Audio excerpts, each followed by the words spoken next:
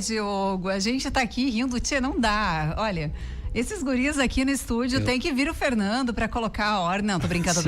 Porque assim, ó, a gente começa, porque o Fabinho tem esse ouvido sonoro. É maestro, né, Che? Não é Fabinho mais. Não é Fábio.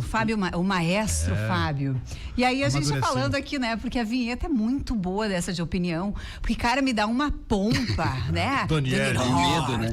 A gente fica assim, meu Deus, sabe quando tu infla, assim, tu fica um peitão e depois eu volto pra minha realidade, da minha opinião simplicidade, de quem entende né? do assunto. Ai, não, muito bom. Mas, gente, é tão importante a gente rir, né? A gente tá presente nesse momento, ouvir a vinheta, conversar com um amigo, olhar no olho, apesar de às vezes o colega não tá muito bem, e dá tudo certo, né? Já passou. Bom, isso é piadinha interna aqui. Já passou. Mas, minha gente, hoje eu trago um assunto naturalmente relacionado à felicidade, que é a área que eu estudo, que eu amo, que eu entendo que é meu propósito de viver. E hoje eu trago, então, um assunto relacionado que o meu amigo, na verdade, Gilberto Jasper, que é um ouvinte, assim, muito assíduo aqui da Rádio A Hora. Opa, ele é jornalista, ele é cronista, enfim, é um cara muito inteligente aí e muito humilde. Gilberto Jasper, conhecido por o Giba. Eu conheço o Giba, né? O Giba, muito bem.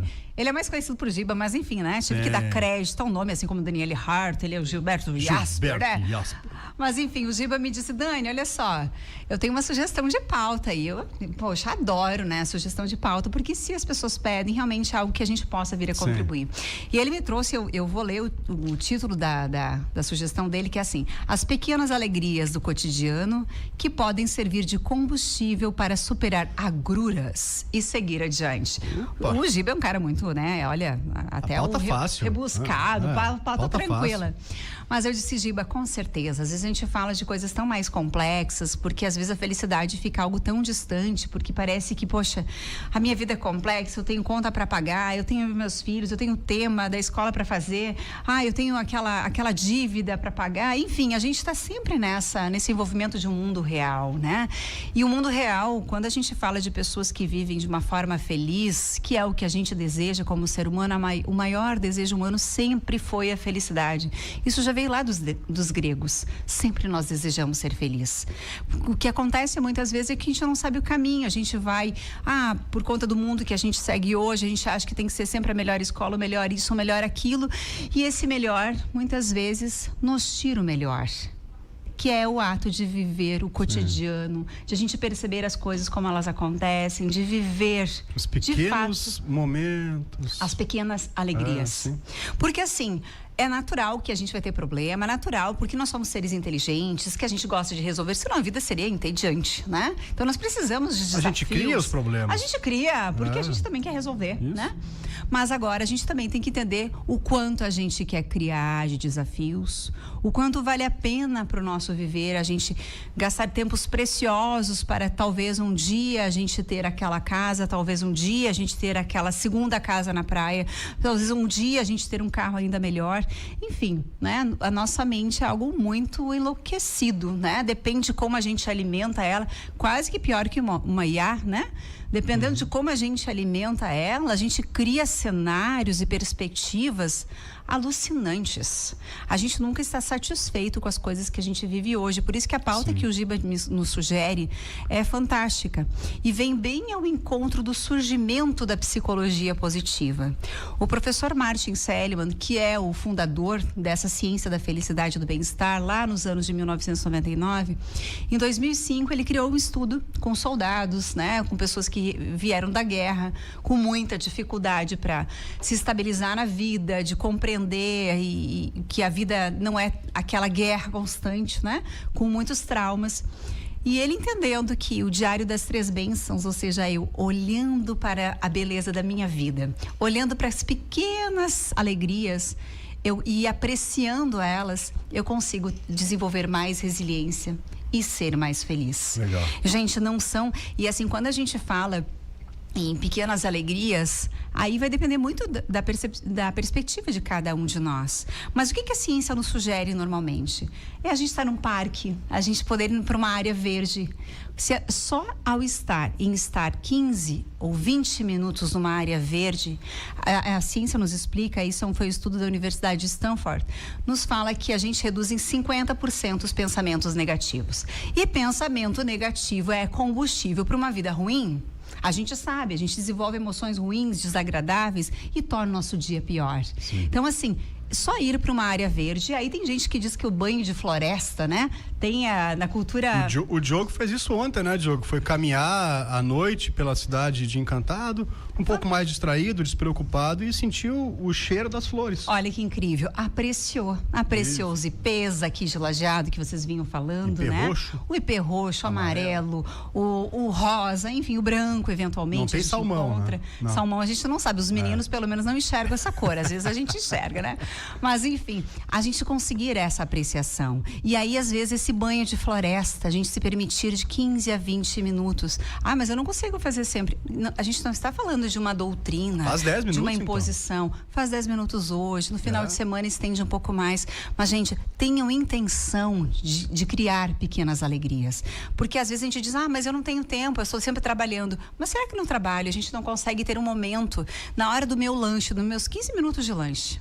Será que eu não posso, naquele momento, eu olhar no olho do meu colega para desenvolver um pouquinho mais de ocitocina, que é um hormônio do amor, um hormônio dos vínculos, dos afetos? Aí eu não me sinto tão sozinha. Então, será que eu não consigo só buscar um abraço?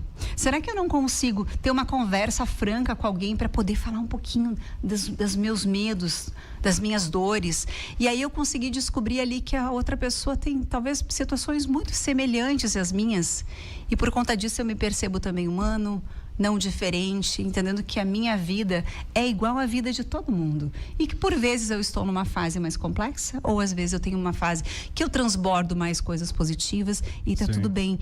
Mas eu gostaria que passar hoje aqui para vocês, a gente lembrar de fazer esse banho de floresta, ou seja, caminhar na mata, caminhar nos parques, né? Tem Semana Farroupilha semana que vem, vão pro parque, passeia lá, leva a família, gera conexões humanas, faz conversas, momentos de autocuidado. Às vezes assim, tem que passar protetor solar, passa com presença, olha para ti, te cultiva, te aprecia, olha tuas rugas e diz, nossa, a vida está andando, eu estou aqui, que oportunidade.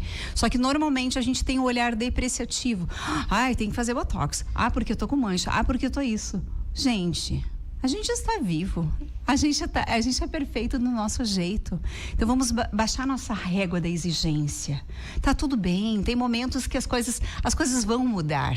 E se a gente não aceitar e não mudar o nosso foco, a gente vai estar sempre lutando contra a vida e não conseguindo apreciar.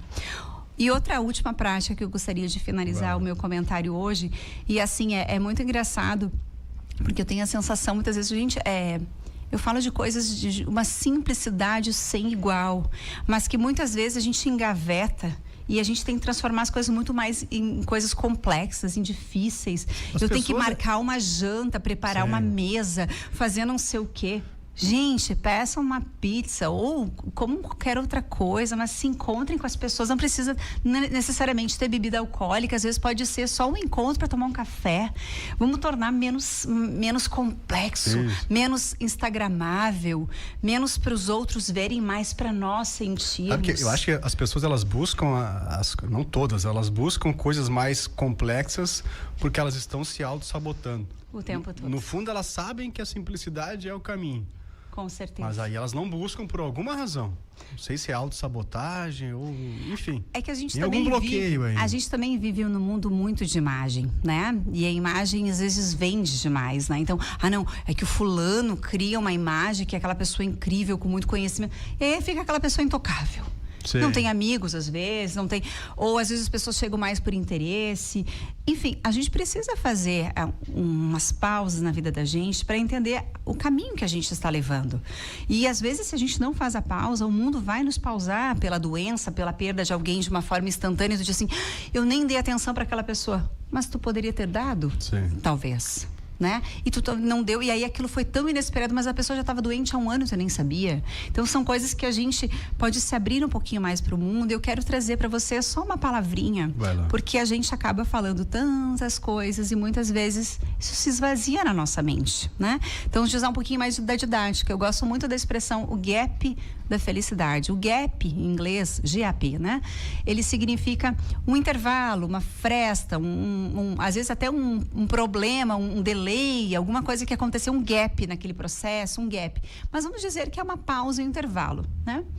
O gap da felicidade, eu gostaria que vocês entendessem que é a letra G e A e P. O G, e pensando agora nas pequenas alegrias, na dica que a gente pode levar para o nosso dia a dia.